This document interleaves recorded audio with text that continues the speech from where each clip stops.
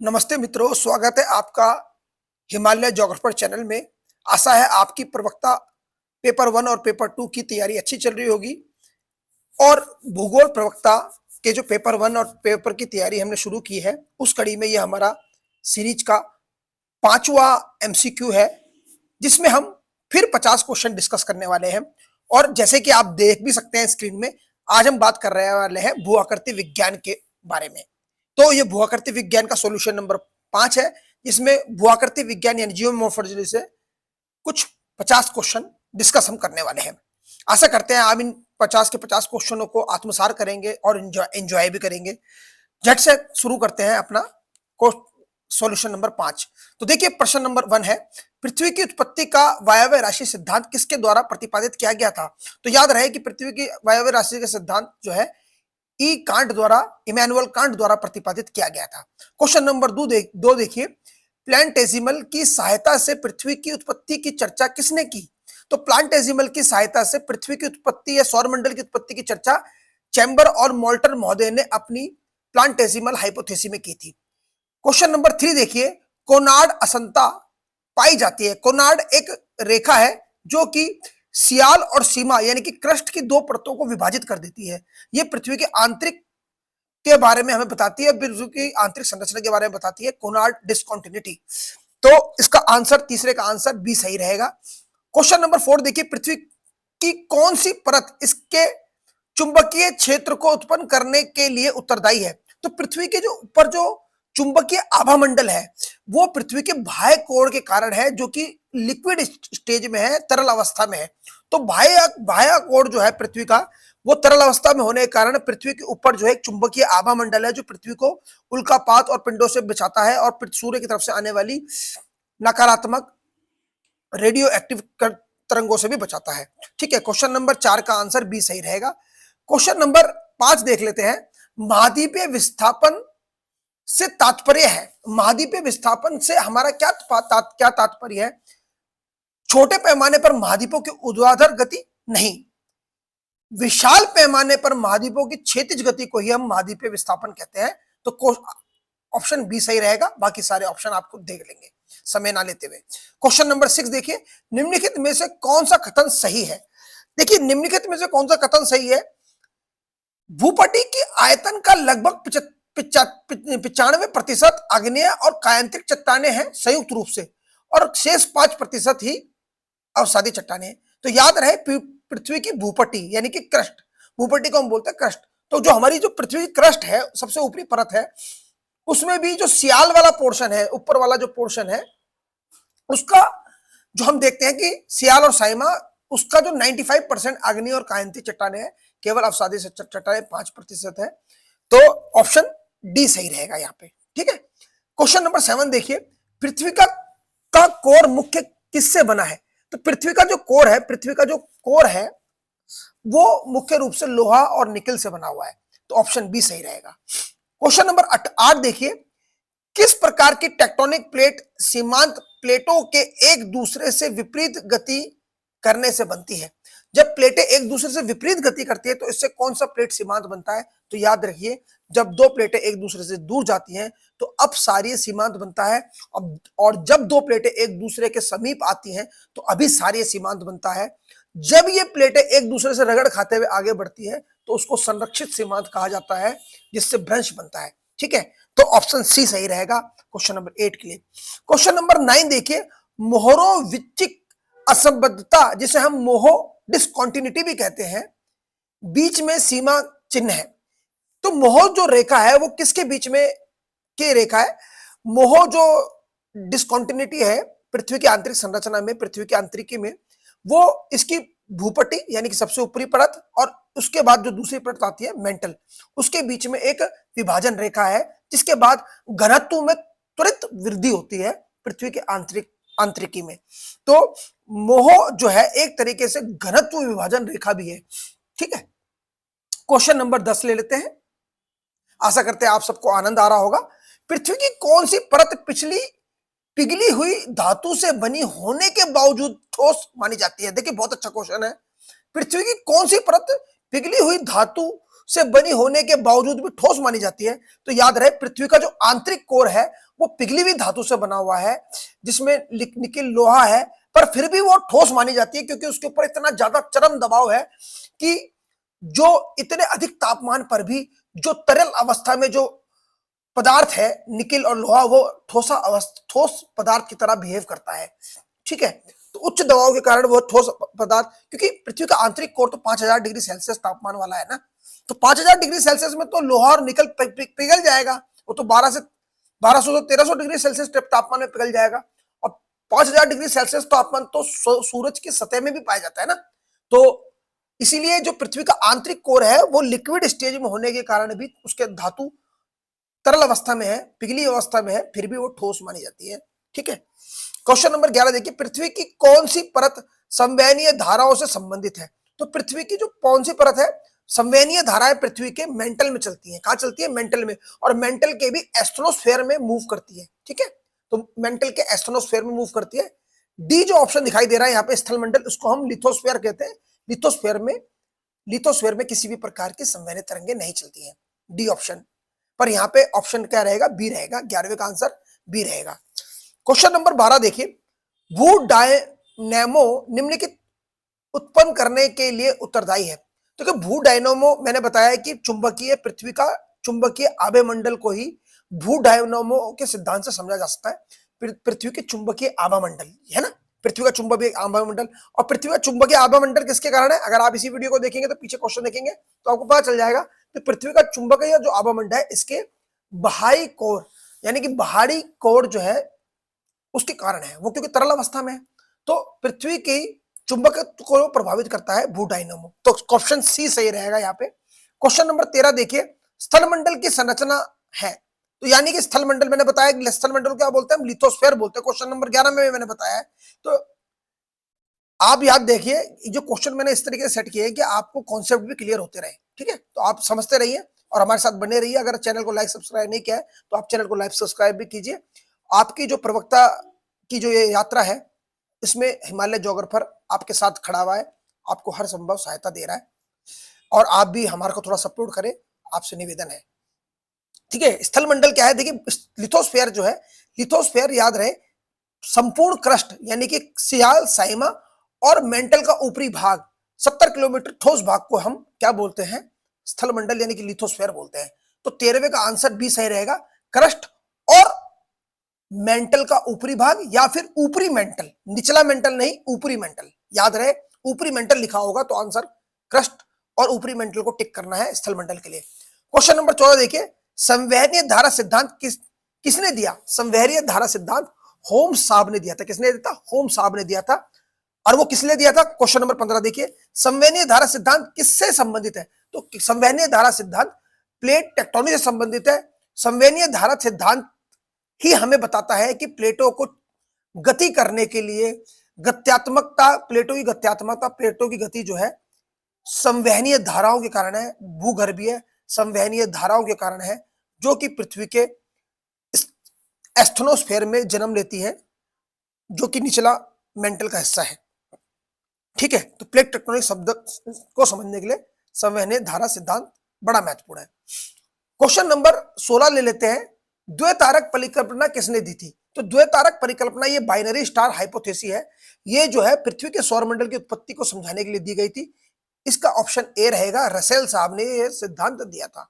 ठीक है, विवर्तनिक गतिविधियां या आधार स्तर में परिवर्तन के कारण अपर्दन प्रक्रियाओं और भूआकृतिक विकास में निम्नीकरण को कौन सा शब्द दर्शाता है? तो याद रहे कि विवर्तनी, इसको क्वेश्चन को दोबारा समझे, क्वेश्चन की भाषा को समझना जरूरी है। विवर्तनिक गतिविधियां या आधार स्थल, बेस लेवल में परिवर्तन के कारण अपर्दन क्रियाओं और भू आकृतिक विकास, पुनः विकास हो रहा है। नवीनीकरण को, विकास के नवीकरण को कौन सा शब्द दर्शाता है? तो याद रहे इसको पुनरुत्थान या नवोन्मेष दर्शाता है, जिसको इंग्लिश में रिजर्वेशन कहा जाता है। ठीक है, रिजर्वेशन के द्वारा कोई भी स्थलखंड पुनः अपनी युवावस्था में आ जाता है या प्रौढ़ावस्था में आ जाता है, वृद्धावस्था से सीधा वो प्रौढ़ और युवावस्था में आ जाता है। क्वेश्चन नंबर 18 देखिए, निम्नलिखित में से कौन सी भू आकृति वायु द्वारा उड़ाई गई रेत के अपर्दन से निर्मित होती है। तो याद रहे कि वायु द्वारा उड़ाई गई जो स्थलाकृति है वो अपवहन बेसिन है। ठीक है, अपवहन बेसिन जो है वायु द्वारा रेत के उड़ाने से बनती है, अपवहन बेसिन। क्वेश्चन नंबर 19वां देखिए, चट्टाने मुख्यतः किससे बनी होती है? चट्टाने मुख्यतः किससे बनी होती है? तो चट्टानों की परिभाषा ये, चट्टाने जो है विभिन्न प्रकार के खनिजों का समुच्चय है। तो यहाँ पे 19वें का आंसर सी रहेगा, चट्टाने खनिज से बनी होती है। ठीक है, क्वेश्चन नंबर 20वां ले लेते हैं। क्वेश्चन नंबर 20वां, उस प्रक्रिया को क्या कहते हैं जब चट्टाने प्राकृतिक बलों द्वारा छोटे कणों में टूट जाती हैं? तो देखिए, जब चट्टाने प्राकृतिक बलों द्वारा छोटे कणों में टूट जाती है तो उस प्रक्रिया को हम अपर्दन कहते हैं। ठीक है, उस प्रक्रिया को हम कहते हैं अपर्दन कहते हैं, प्राकृतिक बलों के कारण। जब रासायनिक बलों के कारण रासायनिक क्रिया द्वारा चट्टाने टूट जाती हैं तो उसको बोलते हैं अपक्षय। ठीक है, यहाँ पे अपक्षय को हम वेदरिंग बोलते हैं, अपर्दन को हम इरोजन बोलते हैं। ठीक है, और विभिन्न कारक कौन कौन से होते हैं? पवन, वायु, बहता हुआ जल, भूमिगत जल, हिमानी और ग्लेशियर्स। ठीक है, ये सभी जो है विभिन्न अपर्दन के कारक कहलाए जाते हैं। 21वां क्वेश्चन देखिए, किस प्रकार की चट्टान अक्सर जीवाश्मों से संबंधित होती है? तो याद रहे कि अवसादी चट्टाने जो है जीवाश्मों से संबंधित है। ज्यादातर जीवाश्म में अवसादी चट्टानों में पाए जाते हैं।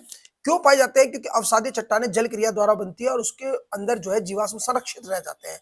अभी तो अगर इसके विपरीत हम देखें तो अग्नि चट्टानों और रूपांतरित चट्टानों में ऊपर का दबाव इतना अधिक होता है, चट्टानों का दबाव भी अधिक होता है और ताप भी अधिक होता है।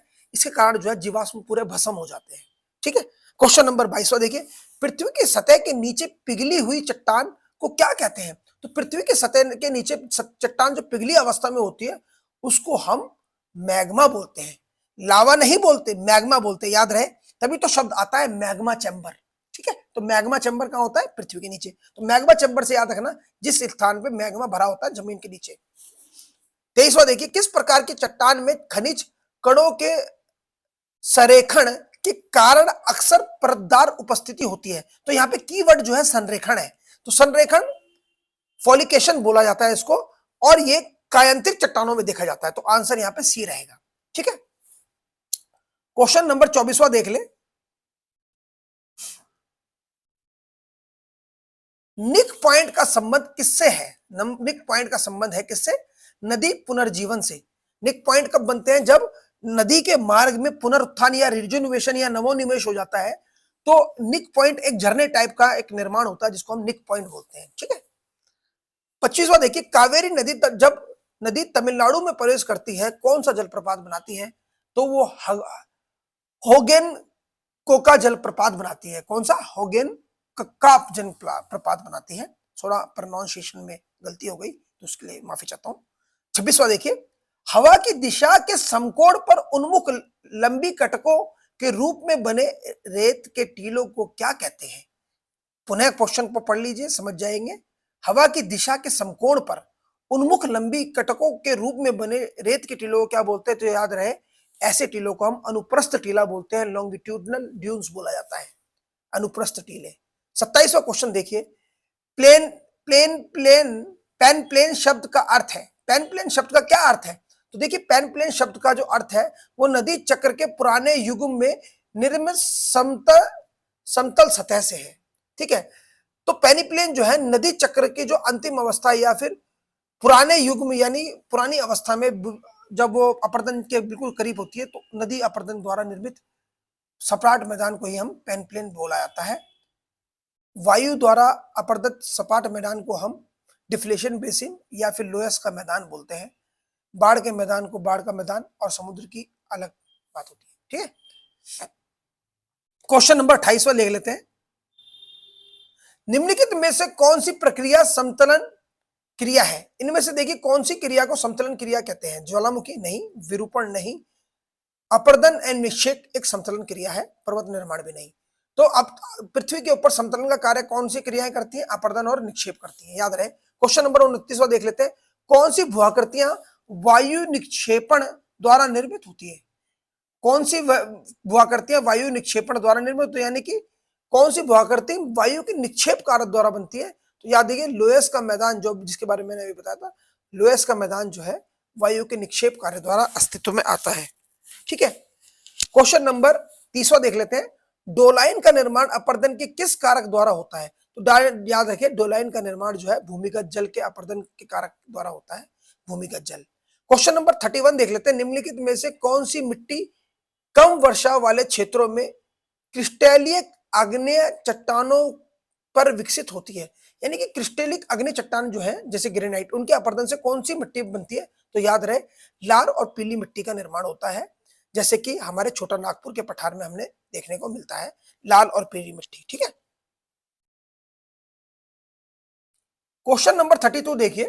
दो टेक्टोनिक प्लेटों के टकराने से किस प्रकार की भूआकृति बनती है? दो प्लेटों के टकराने से किस प्रकार की भूआकृति बनेगी?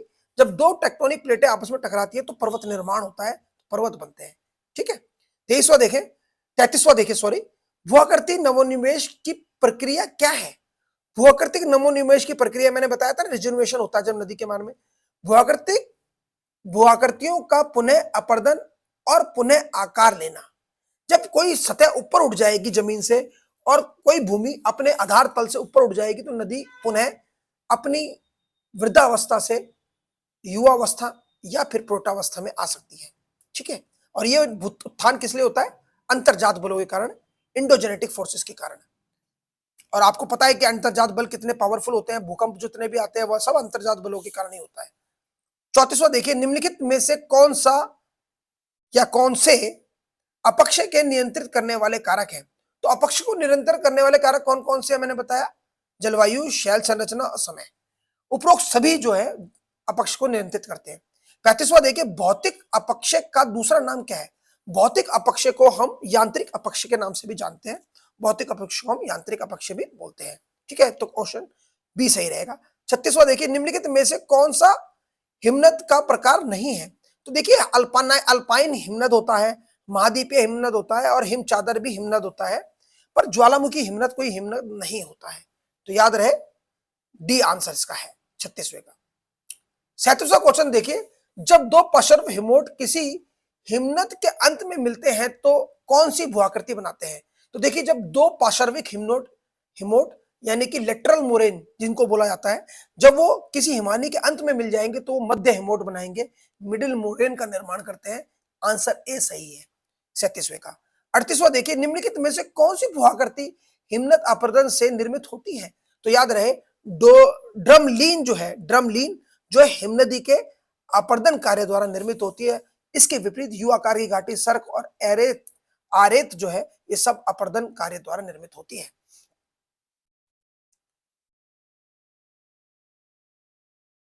अब देखिए 39वां क्वेश्चन। हिमनद कहां तेजी से गति करते हैं? हिमनद जो है अपने केंद्रीय भाग में सबसे ज्यादा गति करते हैं और किनारों में, पार्श्व में हिमनद की जो गति है, हिमनद आपको तो पता है, भारत उत्तराखंड में बहुत सारे हिमनद हैं, गंगोत्री हिमनद, यमुनोत्री हिमनद। तो ये जो है हिमनद जो है अपने केंद्रीय भाग में अधिक गति करते हैं, किनारों में इनकी गति मंद होती है। ठीक है, याद रहे। 40वां क्वेश्चन देखिए। हिमनद द्वारा निक्षेपित तलछट के संचय से कौन सी भूआकृति निर्मित होती है? तो हिमनदी के निक्षेप के तलछट जो होते हैं, निक्षेप द्वारा जो तलछट इकट्ठा होती है उसके द्वारा कौन सी भूआकृति का निर्माण होता है? ये तो याद रहे, एस्कर का निर्माण होता है। किसका निर्माण होता है? एस्कर। तो आंसर ए सही रहेगा। क्वेश्चन नंबर 41 देख लेते हैं। किसी हिमनद के अंत में जमा तलछट की कटक को क्या कहते हैं? तो यहाँ पे कीवर्ड जो है वो है कटक। कटक याद रखिएगा, कटक यानी कि रिज। किसी हिमनद के अंत में जमा तलछट की कटक को हम अंतिम हिमोट कहते हैं। सी, ऑप्शन सी सही रहेगा 41वें का। 42वां देखिए। निम्नलिखित में से कौन सी प्रक्रिया हिमनद अपर्दन के लिए विशिष्ट है? तो याद रखिए, प्लकिंग जो है हिमनद अपर्दन, प्लकिंग के द्वारा ही कोई हिमनदी जो है अपर्दन का कार्य करती है। मैं हिमनदी के ऊपर ज्यादा क्वेश्चन इसलिए लेके आया हूं, हम सब लोग एक पर्वतीय राज्य उत्तराखंड में प्रतिस्पर्धा करने जा रहे हैं, तो हिमनदी के ऊपर क्वेश्चन बन सकते हैं, भूस्खलन के ऊपर क्वेश्चन बन सकते हैं, क्योंकि अधिकांश जो उत्तराखंड है पर्वतीय है और उच्च पर्वतीय इलाकों में जैसे हमारे उत्तरकाशी, चमोली, रुद्रप्रयाग के उच्च इलाके, पिथौरागढ़ और चंपावत, माफ कीजिएगा, बागेश्वर के उच्च पर्वतीय जिले जो है वहां पे हिमनद अपर्दन प्रभावशाली है। ठीक है, तो हमें इसको हिमनद को समझना अच्छे से चाहिए। क्वेश्चन नंबर 43 ले लेते हैं। चूना पत्थर गुफा की छत के ढहने पर निम्नलिखित में से कौन सी भूआकृति बनती है? तो याद रहे, जब चूना पत्थर की छत ढह जाती है तो, या चूना गुफा की छत ढह जाती है तो उससे डोलाइन आकृति, डोलीन बनता है, डी। याद रहे, डोलीन, उसका निर्माण होता है डोलीन का। 44 क्वेश्चन देखिए, निम्नलिखित में से कौन सी स्थलाकृतिक हिमनद अपरदन द्वारा निर्मित होती है? कौन सी निम्नलिखित में से कौन सी स्थलाकृति हिमनद अपरदन द्वारा निर्मित होती है? तो याद रहे, हिमनद अपरदन द्वारा मैं पहले बता चुका हूं, लटकती घाटी का निर्माण होता है। बोलसन गुफा, अंधी घाटी, इन सब का निर्माण हिमनद के द्वारा नहीं होता है। क्वेश्चन नंबर 45 देख लेते हैं। यूटेस्टिक नवोनिवेश, यूस्टेटिक नेमोनिवेश किस वैश्विक घटना का परिणाम है? यूस्टेटिक नवोनिवेश किस वैश्विक घटना का परिणाम है? तो याद रहे, यूस्टेटिक नवोनिवेश तब होता है जब दुनिया में समुद्र का जल स्तर नीचे गिर जाता है। आज जो समुद्र का जल स्तर है, यदि कालांतर में भौगोलिक गर्भिक काल में, भूगर्भ काल के इतिहास में कभी वो अपने स्तर से, आज के स्तर से मानो 10 मीटर नीचे गिर गया, तो उससे क्या हो जाता है कि दोबारा से नवोनिवेश हो जाता है। नदी की कटान शक्ति फिर बढ़ जाती है। उससे उससे क्या हो जाता है, नदी की कटान शक्ति बढ़ जाती है, क्योंकि नदी का जो अपरदन का जो कार्य है वो आधार तल तक, नदी भी हर किसी जो है अपरदन जो करती है आधार तल तक करती है, और आधार तल जो होता है हमें पता है वो समुद्र तल को ही हम आधार तल मानते हैं। समुद्र तल से नीचे कोई भी नदी जल्दी से, कोई भी नदी जो है कभी भी अपरदन नहीं करती है। ठीक है, तो याद रहे कि समुद्र तल तक आते आते नदी निक्षेप कार्य करने लग जाती है। यदि कभी विश्व में समुद्र तल नीचे गिर जाएगा तो उस प्रक्रिया को, उस घटना को यूस्टेटिक नमोनिवेश कहा जाता है। ठीक है, समुद्र तलीय नमोनिवेश भी बोला जाता है इसको। बहुत अच्छा क्वेश्चन है। 46 देखिए, निम्नलिखित में से कौन सा रासायनिक अपक्षय कारक नहीं है? थोड़ा सा गलती हो गई इसमें क्वेश्चन में, थोड़ा ग्रामेटिकल मिस्टेक है। निम्नलिखित में से कौन सा रासायनिक अपक्षय का कारक नहीं है? तो याद रहिए, पाला जो है रासायनिक अपक्षय का कारक नहीं है। पाला जो है यांत्रिक अपक्षय में कार्य करता है। पाला, तुषार, ऑक्सीजन, कार्बन डाइऑक्साइड और हाइड्रोजन, ये सभी रासायनिक अपक्षय में कार्य करते हैं। 47 क्वेश्चन देखिए, नदी के रास्ते पर एक ऐसा बिंदु जहां नदी के प्रोफाइल के ढलान में बदलाव होता है, उसे क्या कहते हैं? जहां पे नदी की प्रोफाइल यानी कि उसकी जो प्रोफाइल में एकदम से परिवर्तन आ जाए, उसकी परिच्छेदिका में परिवर्तन आ जाए, तो उसको निक पॉइंट बोला जाता है। निक पॉइंट। ठीक है, 48 क्वेश्चन देखिए, अब हम समापन की तरफ बढ़ रहे हैं। निम्नलिखित में से कौन सा जैविक अपक्षय का कारक नहीं है? तो याद रहे, जैविक अपक्षय कारक जल नहीं है। जानवर, सूक्ष्म जीव और वनस्पति, ये सभी जैविक अपक्षय करते हैं। और अर्थवॉर्म यानी कि केंचुआ तो भारी मात्रा में जैविक अपक्षय कार्य करता है। उसके बाद जो हमारे रोडेंट्स होते हैं, रोडेंट्स माने चूहे जैसी प्रजाति, वो भी बहुत बड़ी मात्रा में मृदा को अपक्षय कारक होते हैं। ठीक है, यदि आपने हिमालय ज्योग्राफर चैनल को सब्सक्राइब नहीं किया है तो प्यारे मित्रों, उसको लाइक एंड सब्सक्राइब कीजिए और इस वीडियो को ज़्यादा से ज़्यादा शेयर कीजिए। हम लोगों को अपना प्यार और स्नेह भी दीजिए। इस अगर आपके एक एक लाइक से हमारा मनोबल बहुत बढ़ता है, तो आशा करते हैं आपको ये हमारी वीडियो पसंद आ रही होगी। क्वेश्चन नंबर 49 ले लेते हैं। लंबे आयामों वाली सपाट चोटी वाली रेत की पहाड़ियां जो प्रचलित हवाओं के समानांतर फैली होती हैं, लेकिन ढहते हुए किनारों को रोकती हैं, उन्हें किस नाम से जाना जाता है? तो उनको बोला जाता है ए व्हील बैग बोला जाता है। क्या बोला जाता है? व्हील बैग बोला जाता है। ये क्वेश्चन बड़ा अच्छा क्वेश्चन है। ठीक है, क्वेश्चन नंबर 50 देखिए, निम्नलिखित में से कौन सी स्थलाकृति चूना पत्थर की गुफा की छत पर बनती है? तो याद रहे, चूना पत्थर की जो गुफा होती है, चूना पत्थर की जो गुफा होती है, उसकी छत पर स्टेलेक्टाइड का निर्माण होता है। ठीक स्टेलेक्टाइड के नीचे स्टेलेक्माइट का निर्माण होता है, और जब स्टेलेक्टाइड और स्टेलेक्माइट दोनों आपस में जुड़ जाते हैं तो उसको कंदरा स्तंभ बोलते हैं। ठीक है, तो आंसर यहाँ पे सी है। ठीक है, इसी साथ हमारे 50 क्वेश्चन आज के पूरे हुए। आशा करते हैं आपको अच्छे लगे होंगे। प्लीज चैनल को लाइक, सब्सक्राइब और कमेंट करें। धन्यवाद। आज के लिए इतना ही। कल हम नए एमसीक्यू के साथ, 50 नए एमसीक्यू के साथ आपके साथ हाजिर होंगे। तब तक इंतजार कीजिए। नमस्कार।